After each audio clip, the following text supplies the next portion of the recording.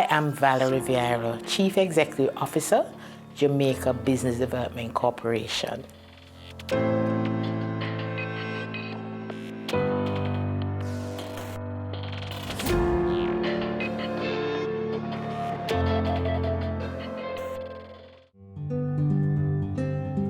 At heart, I'm a true country girl, and still is, despite having lived and went to school and university in Kingston.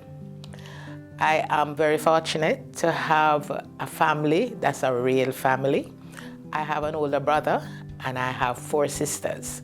I'm the older one, so I'm the mistress of the clan.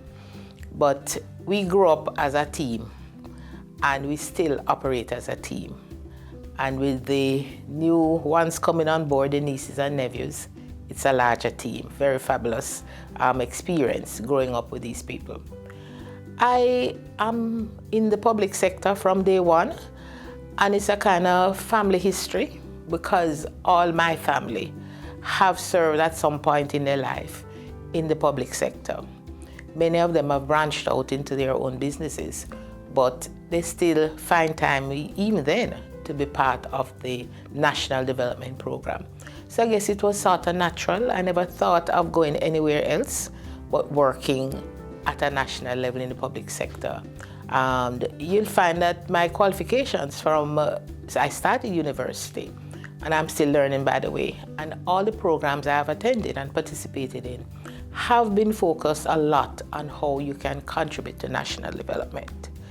And I've had a very fulfilling life, career, and I can hardly think of a regret to this day. I might have had some obstacles which I converted into stepping stones to somewhere else, something else, a bigger plan. So I'm not one of those persons who have a lot of story to tell about all the hardships. I have more stories that overcome challenges along the way, which I have utilized to grow, really.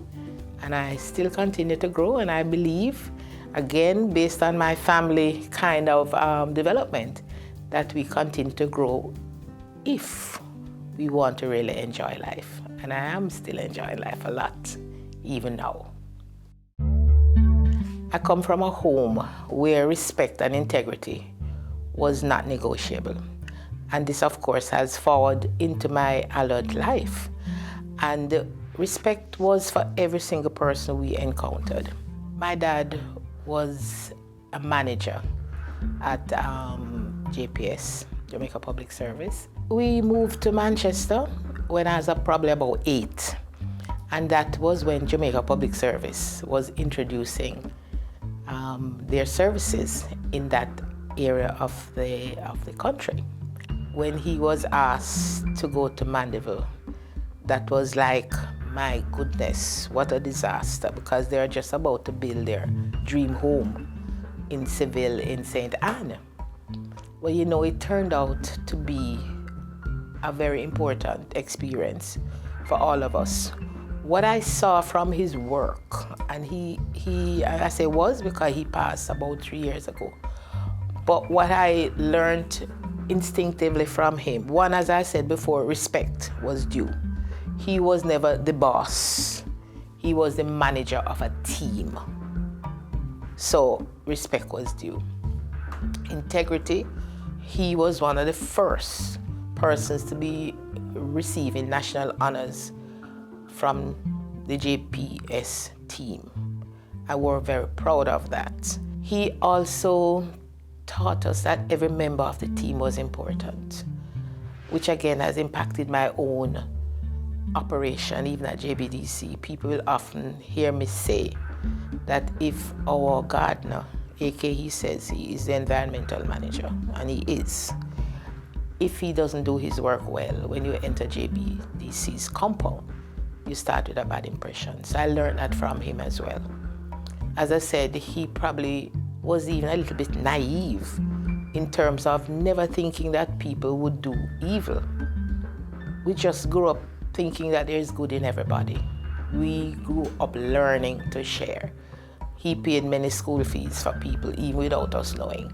And that again has guided me fast forward into my adult life, because I've fostered a young lady who I'm very proud of, who is now married, and actually I have a grandson from her. But there are other people who I have quietly supported, not because you want any acclamation, but because it's the right thing to do. My mother was his queen, and so she was the queen of the house, and he would respect that. I've never heard him speaking hard to her. My mom was stay at home, and maybe that was something that was excellent for us. We learned a lot at the kitchen table apart from cooking. One of those things was to save. If you earn $10, you can consume $10. And when we started getting pocket money, which was like 2 shillings, that's dating me, we had to put 1 shilling in the saving box. And the end of the month, my sister and I had to go to the post office bank to put that money in the bank. We thought 2 shillings to put in the bank was just not for us to do. My parents, they were not interested in that. They were interested in the fact that we must learn not to consume all that we have. And surprisingly, that saving was part of the down payment for our house, which we now have in Kingston. My parents wanted to train us how to apportion your income. Part of that was entertainment as well, but a big part had to be savings. And I've taken that into my adult life. So I'm not one of those persons who consume every dollar that I earn. And I'm not persuaded that if you earn what you think is a small salary, that you need to consume everything. I'm more persuaded that you need to adjust your lifestyle to save something. And my parents always said that we as young women should never ever have to be looking to get married or so on, because we need somebody else to complete us in any way. In fact, we're told that we were all people, full people. So if you were seeking a partner, it should be another full circle that joins with you, not a half person looking for another half person to make a whole. So we have had some of those sound foundations from home, and it has taken me into my work. The MSME sector is acknowledged, recognized. It's at the table for the conversation, making their input, not being spoken of, but being spoken with.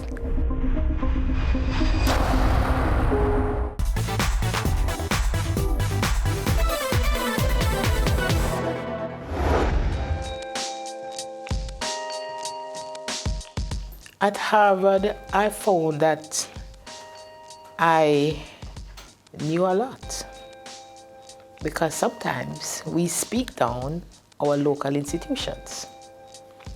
And when I went to Harvard, I realized how much I learned at UWI, Mona.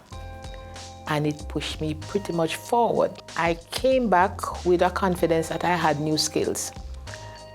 And I feel, having experienced that I share that with my staff, because we have a young staff at JBDC, and I always say to them, you need to continuously be learning something new, or else you'll be left behind.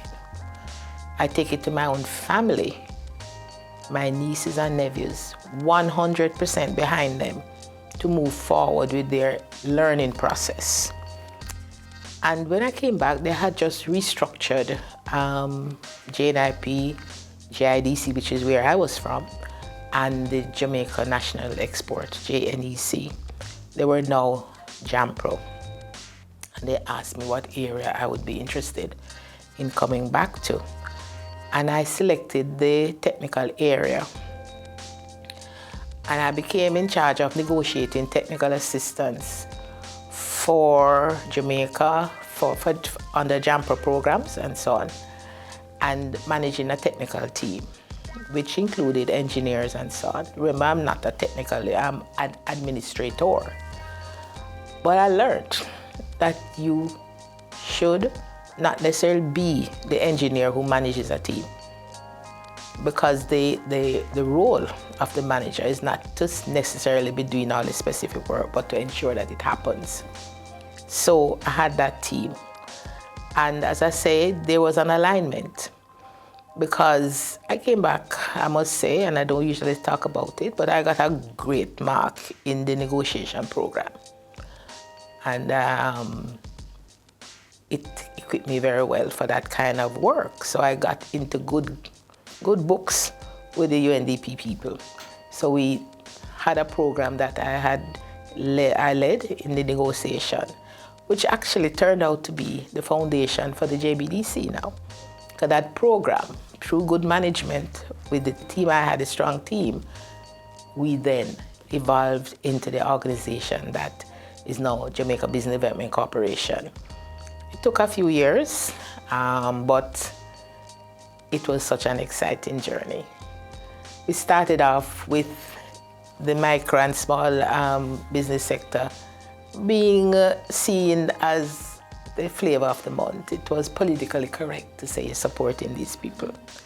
But I was clear that it needed more than that. And I was fortunate to have in my team people who shared the vision. And we embarked on a program of really getting the sector recognized as a key part of economic development.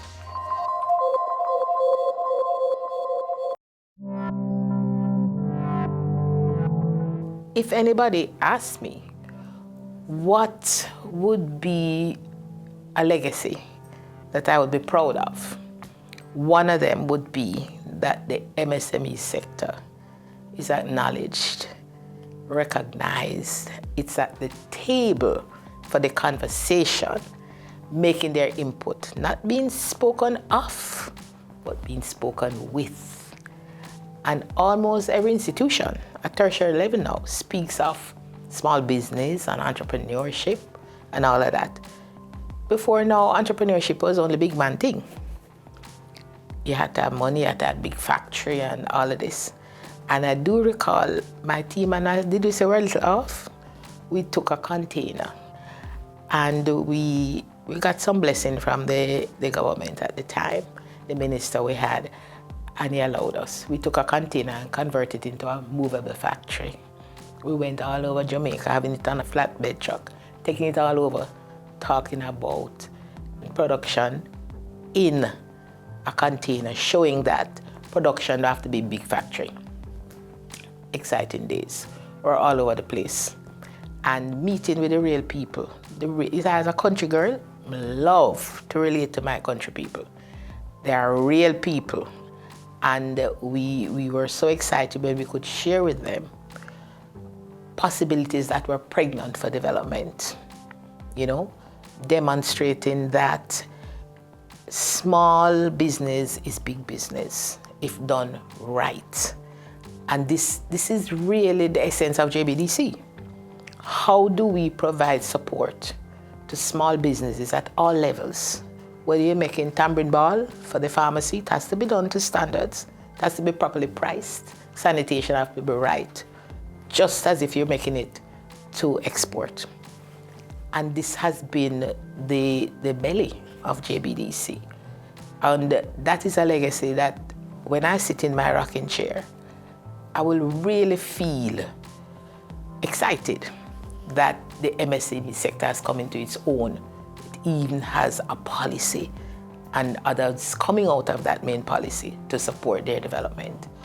And now the profile has changed dramatically from being somebody distributive trade to university graduates coming out and starting their own, small businesses. I'm very excited about that.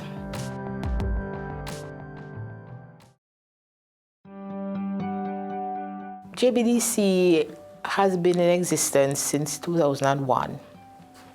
We learned early in the day that we needed to translate our language. At one point, we spoke to ourselves. And our lead consultant then is Greek. And I said, Mr. Todi, if we talk Greek, nobody answers us, understand what we're saying. So guess what? We need to go back to basics and speak the language that can be understood.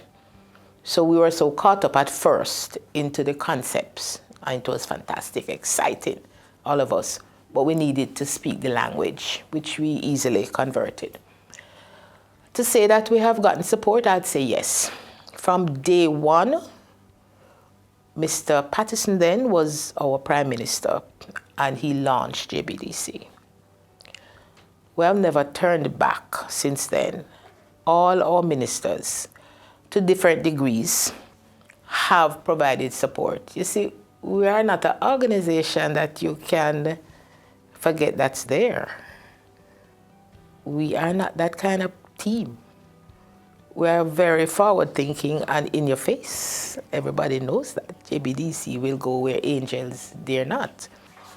And if you want an example of public-private sector partnership, JBDC would be one of those organizations. Lots of our programs are funded by private sector organizations. They couldn't happen without that. We also negotiate and stand on our reputation for successful delivery of programs with the international communities. We work outside of Jamaica as well, and we do earn some money from that. So putting all that together and going back to my childhood where you learn to live on what you earn, we have managed to be doing good work. You can earn big money as a small business, even more so now with technology.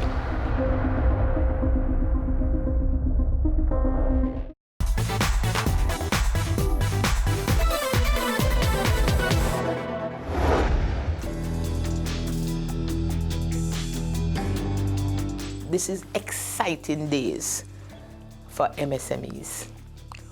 What is critical in our understanding is that whereas before industry and economic development spoke to big companies making big impact, in analyzing, we recognize that in every industry, every single one, barring none, there is a segment for the MSMEs to operate successfully. And that is usually the most exciting part, by the way. It's usually the creative aspect of it, the specialist areas. So if it's food and they're making tamarind ball, it's not the regular tamarind ball. And you see that in our things we make shops. You don't find that agility so much in a large company. So I think the psychological shift that people recognize that there are many benefits that can be derived from being a small, efficient, effective operation. You can earn big money as a small business, even more so now with technology. And this is what JBDC is all about. And we have different levels in the profile now. We just had cohort 2 of our accelerator program launched. And these are about 20 high growth possibility companies that we have identified, mainly young businesses, young people, who with a little help can really make it big in the marketplace. So you have that kind of group. And we see how we use some of the experienced business people to mentor them and to help prepare them for the marketplace. In the first cohort, some have even become suppliers to large ones, and they're in export. So it's not about you being small and everything about being sort of, other.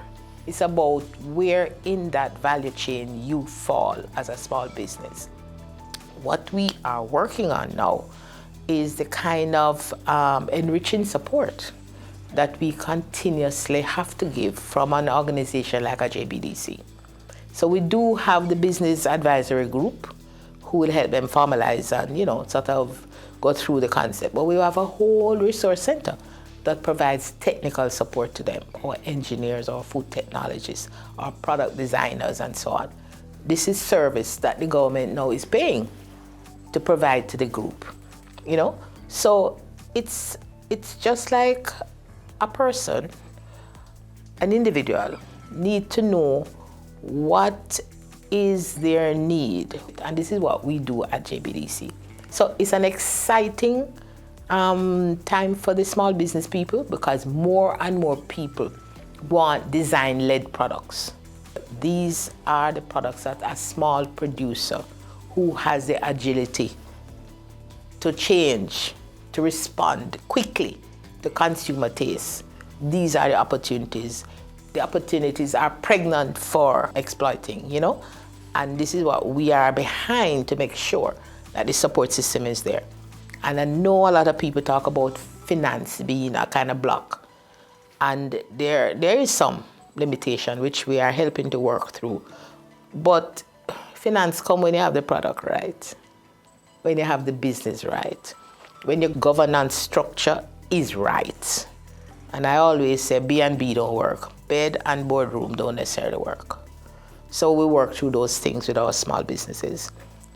You are small, it don't mean you have to be inefficient and ineffective.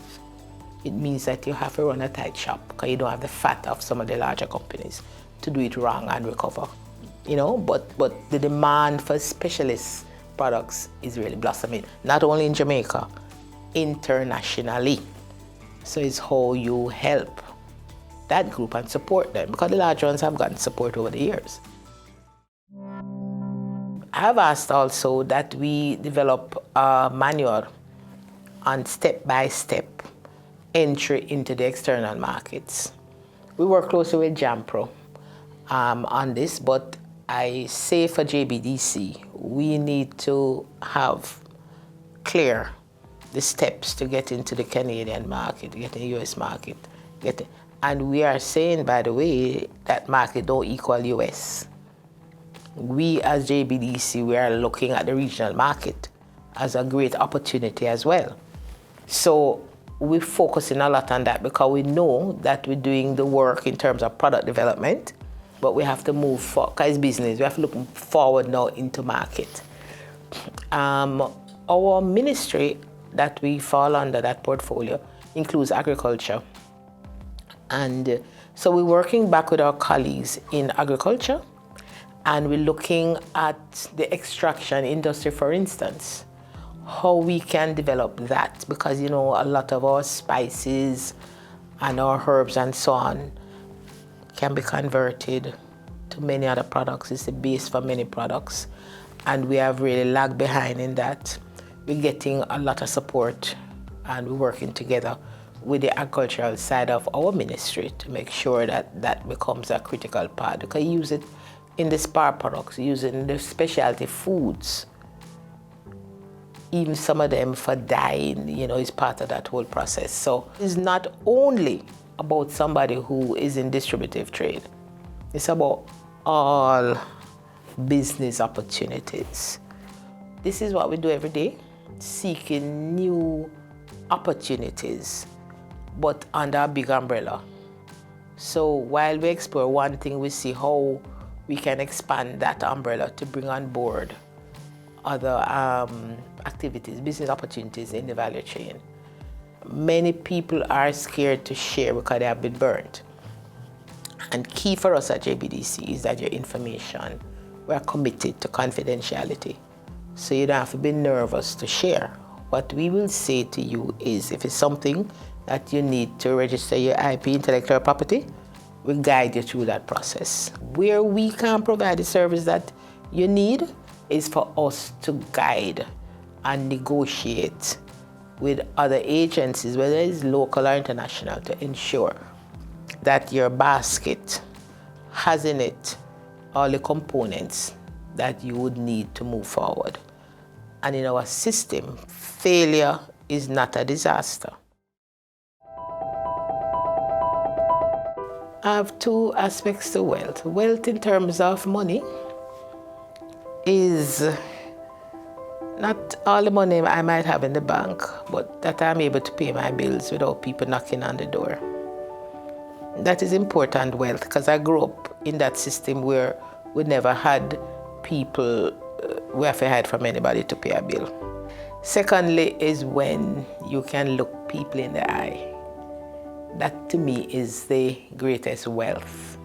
when you can look people in the eye without hesitating, because you don't feel guilty that you have gone out of your way to do anybody harm. I think that the peace that comes from that is the most fantastic wealth you can experience, when your inner spirit can be calm despite all the noise around you, because you have done your best.